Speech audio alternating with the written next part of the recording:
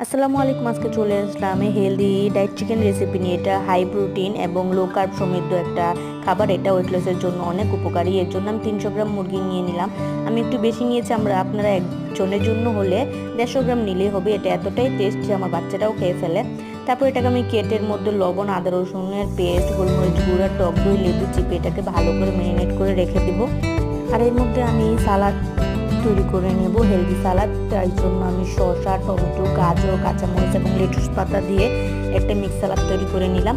তারপর একটা প্যানে 1 চামচ অলিভ অয়েল দিয়ে মুরগিগুলোকে দিয়ে ঢাকা দিয়ে রান্না করব।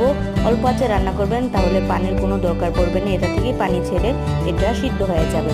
তারপর আবার নেড়েচেড়ে উল্টে দিয়ে আবারও কিছুক্ষণ ঢাকা দিয়ে ভালো করে এটাকে সিদ্ধ হওয়া পর্যন্ত রান্না করে নেব। এই দেখুন কি সুন্দর রান্না হয়ে গেল, আর জুসি জুসি এবং গোল্ডেন কালার হয়ে গেছে। সুন্দর একটা গ্রান বের হয়। এটা লাঞ্চ এবং ডিনারও খেতে পারেন।